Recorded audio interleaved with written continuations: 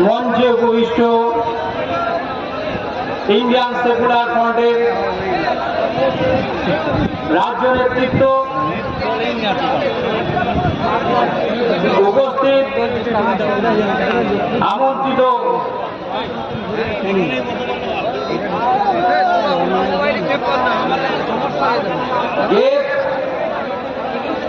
সম্মুখে Indian secular ফ্রন্টের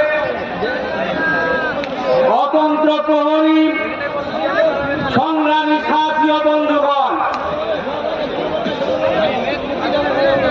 আজ এই শহীদ মিনার চত্বর ইন্ডিয়ান সেকুলার ফ্রন্টের ডাকে ইন্ডিয়ান সেকুলার ফ্রন্টের প্রতিষ্ঠা বার্ষিকীতে অধিকার সমাবেশে আমরা সমবেত হয়েছি। যদিও নানাভাবে ইন্ডিয়ান সেকুলার ফ্রন্টের এই সমাবেশকে বানচাল করার চেষ্টা করা হয়েছে, তারপরেও আমরা গণ্ডির মধ্যে থেকে আমরা এই সমাবেশে জড়ো হয়েছি আমাদের অধিকারকে বুঝে নিতে। এই শহীদ মিনার চত্বর আমার মনে পড়ে এই যে আমরা যাকে আমাদের নেতা আমাদের আদর্শ বলে মেনে নিয়েছি, নওশাদ সিদ্দিকী তারই পূর্বপুরুষ বাংলার নবজাগরণের অন্যতম কারিগর, যিনি সমাজ সংস্কার করেছিলেন, যিনি স্বাধীনতা সংগ্রামী, বাংলা ভাষার জন্য যার আন্দোলন এখনো ইতিহাসের পাতায় লেখা আছে। এই শহীদ মিনার চত্বর থেকে সেদিনকার রক্ত পিপাসু শাসক ইংরেজ সরকারের বিরুদ্ধে এই শহীদ মিনার চত্বর থেকে তিনি তার আওয়াজকে বুলন্দ করেছিলেন। তিনি এই বাংলার ভূমিপুত্র আবু বকর সিদ্দিকী দাদা হুজুর নামে যিনি পরিচিত, আমরা তারই উত্তরসূরি নওশাদ সিদ্দিকীর নেতৃত্বে ইন্ডিয়ান সেকুলার ফ্রন্টের সৈনিক হিসেবে আমরা এগিয়ে চলেছি। আমাদের যে রক্ষণের ক্ষমতা এই বাংলার মসনদে যিনি বসে আছেন তার কোনদিন হতে পারে না, পারে না, পারবে না। বন্ধুগণ আমার, সাথী আমার, আজকে আমরা শপথ নিতে এসেছি এখানে। আমাদেরকে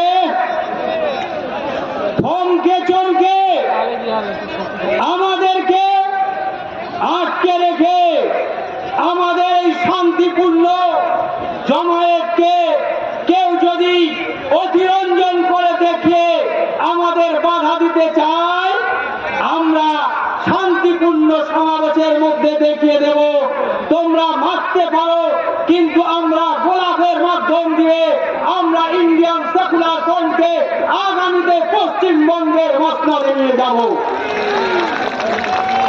বন্ধুগণ আমার, সাথী আমার, আজকে এই সরকার তৃণমূল সরকার, মমতা ব্যানার্জি 2011 তিনি ক্ষমতায় এসেছিলেন। তিনি মুসলিমদের মসিহা সেজেছিলেন, সংখ্যালঘুদের মসিহা সেজেছিলেন। তিনি বারবার ছুটে যেতেন মাদ্রাসার যখন আন্দোলন হতো, এই মাদ্রাসা আন্দোলনের পাশে দাঁড়াতেন।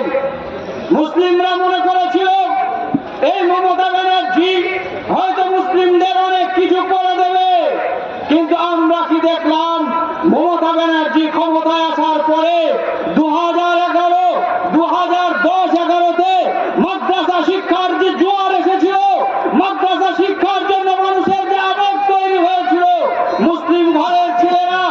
বেশিরভাগ 90% দরিদ্র হতদরিদ্র পরিবারের সন্তানেরা এই মাদ্রাসা শিক্ষার সঙ্গে যুক্ত। তারা মাদ্রাসায় পড়াশুনো করে, যদিও সংখ্যা কম।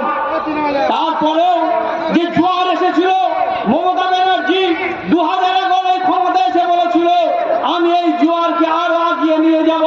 কিন্তু আমরা কি দেখলাম, তিনি ক্ষমতায় আসার পরে মুসলিম সমাজের ছেলে মেয়েরা যে সরকারি চাকরিতে ন্যূনতম একটু চাকরি পাচ্ছিল, এই মমতা ব্যানার্জি ক্ষমতায় আসার পরে এই মুসলিমদেরকে চাকরি যাতে না পায় তার জন্য চক্রান্ত করে মানুষে বলে, জনমানুষে বলে, এই মমতা ব্যানার্জি চক্রান্ত করে এমএসসি কে বন্ধ করে দিল, কেস করে দিল। আজকে দীর্ঘ কয়েক বছর হয়ে গেল যা সে এমএসসির জটে মাদ্রাসার শিক্ষক নিয়োগ আর হচ্ছে না।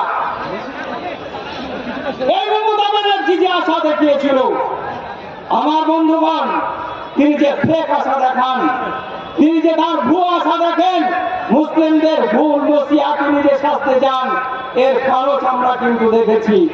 সময় সংক্ষেপের কারণে আমি যথোপযুক্ত বলতে পারছি না। তার কয়েকটা কথা আপনাদেরকে বলবো। মাদ্রাসা পশ্চিমবঙ্গের 614টা মাদ্রাসা আছে। এই 614টা মাদ্রাসায় আজকে শিক্ষকের অভাবে এই মাদ্রাসাগুলো আজকে শেষ হতে চলেছে ধ্বংসের মুখে। আপনারা জানেন এই মাদ্রাসাগুলো তৈরি করেছিল মুসলিম সমাজের মানুষেরা, তারা তাদের দানের মাধ্যমে। কিন্তু আজকে আপনি শুনলে অবাক হয়ে যাবেন, এই মাদ্রাসাগুলো শিক্ষকের অভাবে মাদ্রাসা বন্ধ হয়ে যাচ্ছে। বিশেষ করে এমএসকে মাদ্রাসা, যে এমএসকে মাদ্রাসাগুলো 497টা এমএসকে মাদ্রাসা আছে, এই মাদ্রাসাগুলোতে যে সমস্ত শিক্ষক নিয়ে হয়েছিল 2008 থেকে 2011-র মধ্যে, এই মমতা ব্যানার্জি ক্ষমতায় আসার পরে বলেছিল 10,000 মাদ্রাসাকে নতুন ভাবে তিনি অ্যাফিলিয়েশন দেবে। কিন্তু আমরা কি দেখলাম, এই 497টা মাদ্রাসা, এই মাদ্রাসাগুলোতে ঠিক মতো শিক্ষক তো দেয় না। এমনকি এই মাদ্রাসাগুলোতে যে সমস্ত শিক্ষক তা নিয়োগ করে রেখেছে, যে সমস্ত শিক্ষক আছে সেই সমস্ত শিক্ষকদের বেতনও ঠিক মতো হয় না, ঠিক মতো তারা দেয় না। কিন্তু সংখ্যালঘু উন্নয়নের নামে তিনি যে প্রতি বছর যে বিভিন্ন ঘটা করে তিনি যে 1,000 কোটি থেকে 5,000 কোটি টাকা পর্যন্ত তিনি সংখ্যালঘু খাতের জন্য বরাদ্দ করছেন, আমি আজকে এই মঞ্চ থেকে দাবি জানাচ্ছি, এই 5,000 টাকা কোথায় যাচ্ছে, কোন উন্নয়নে খরচ হচ্ছে, এটা আমাদেরকে জানাতে হবে, আমাদেরকে দেখাতে হবে। আমরা দেখছি মাদ্রাসা শিক্ষকরা যখন এমএসকে মাদ্রাসা শিক্ষক, তার আজকে ডিসেম্বর মাস পার হয়ে আজকে জানুয়ারি মাসের 21 তারিখ, এখনো পর্যন্ত এই মাদ্রাসার শিক্ষকরা তারা এখনো পর্যন্ত ডিসেম্বর মাসের মাইনেটা এখনো পেল না। কিন্তু আমরা দেখেছি গত যে বাজেট হয়েছে, এই বাজেটে 105 কোটি টাকা এই এমএসকে দের জন্য বরাদ্দ হয়েছে। এই এমএসকে দের জন্য প্রতি বছরে 50 থেকে 60 কোটি টাকা খরচ হয়। তাহলে আজকে এই 105 কোটি টাকা যখন তাদের জন্য বরাদ্দ হয়েছে, তাহলে বাকি টাকা কোথায় গেল, মমতা ব্যানার্জি কাদের জন্য ব্যবহার করছে, এটাকে সামনে আনতে হবে। এটা আমি আজকে আমরা এখান থেকে জানাচ্ছি। আজকে আমরা দেখছি মাদ্রাসা শিক্ষা কিভাবে চক্রান্ত করছে। মাদ্রাসা শিক্ষা যখন স্কুল শিক্ষা ব্যবস্থা এবং মাদ্রাসা শিক্ষা ব্যবস্থা, দুটো শিক্ষা ব্যবস্থাই পশ্চিমবঙ্গে চলে। পশ্চিমবঙ্গের মাদ্রাসায় শুধু মুসলিম পয়সা নয়, মুসলিমরা এই মাদ্রাসাগুলোতে 16% নন মুসলিম অর্থাৎ অমুসলিম পরিবারের সন্তান এই মাদ্রাসাগুলোতে পড়ে। তারপরেও এত অনীহা কেন? আজকে কিছু কিছু মিডিয়া তারা দেখাতে যাচ্ছে পশ্চিমবঙ্গের মাদ্রাসাগুলো জঙ্গিদের কারখানা। আমি সেই সব মিডিয়াদেরকে এবং এই সব কিছু মানুষ যারা এই কথাতে ভুয়া তুলছে, আমি তাদেরকে বলবো মাদ্রাসা সম্পর্কে আরো জানুন। মিথ্যা ভুয়ো প্রোপাগান্ডা ছড়িয়ে মুসলিম সমাজকে একটা সন্ত্রাসী হিসাবে ট্যাগ লাগানোর অধিকার আপনাদের নেই। করতে পারেন না। আমি দেখছি যখন মিডিয়া তথা এক শ্রেণীর মানুষ এই মাদ্রাসাগুলোকে জঙ্গি এবং জঙ্গির কারখানা বলছে, আর মমতা ব্যানার্জি তিনি চাচ্ছেন, তার মুখে কোনো কথা নেই, তিনি জানেন মাদ্রাসা দপ্তরের পূর্ণমন্ত্রী তিনি, তারপরে এই মাদ্রাসাগুলো সম্পর্কে তিনি জানার পরে তিনি চুপ করে আছেন যাতে মুসলিম সমাজকে জঙ্গি বলুক, ট্যাগ লাগা। আর বিজেপি এটা করছে, মমতা ব্যানার্জি মনে করছে আরো করুক আরো করুক। যখন বিজেপি এদেরকে মারতে যাবে, বিজেপি এদেরকে কাটতে যাবে, তখন আমি বলবো আমি মুসলিমদের জন্য আছি, দয়া দরজা আমি খুলে দেবো, আমার বুকে এসো। এটা মমতা ব্যানার্জি বলবে। আজকে আমাদেরকে জানতে হবে মমতা ব্যানার্জি আজকে কিভাবে এই মাদ্রাসা শিক্ষা ব্যবস্থাকে শেষ করতে যাচ্ছে। মমতা ব্যানার্জি স্বপ্ন দেখাচ্ছিল মাদ্রাসাগুলোতে কম্পিউটার শিক্ষা দেওয়া হবে, মাদ্রাসাগুলোতে কম্পিউটারের প্রশিক্ষণ দেওয়া হবে। আমরা কি দেখলাম 169টা মাদ্রাসায় কম্পিউটার শিক্ষকের নিয়োগ করা হলো। আইসিটি নামে এই শিক্ষকগুলো তারা আছে, স্কুলে শিক্ষা স্কুলে অনেক এই আইসিটি টিচাররা আছে, কিন্তু আমরা কি দেখলাম এই আইসিটি টিচারগুলোকে আজকে 17টা মাস হয়ে গেল স্কুলে যারা আছে, স্কুল শিক্ষা দপ্তরে যারা আছে, স্কুলের সঙ্গে যারা যুক্ত আছে, সেই সমস্ত টিচারদের কম্পিউটার টিচারদের তাদের 10,000 থেকে মাইনে বাড়িয়ে 21,000 করা হলো। কিন্তু মাদ্রাসা শিক্ষা ব্যবস্থায় আমার ঘরের ছেলে মেয়েরা পড়ে, আপনার ঘরের ছেলে মেয়েরা পড়ে, মুসলিম ঘরের 90% হতদরিদ্র ঘরের ছেলে মেয়েরা পড়ে, তারা কম্পিউটার শিখবে, তারা কম্পিউটার শিখে শিক্ষিত হবে। এটা যদি বন্ধ করা যায়, তাদেরকে শিক্ষিত হতে দেওয়া যাবে না।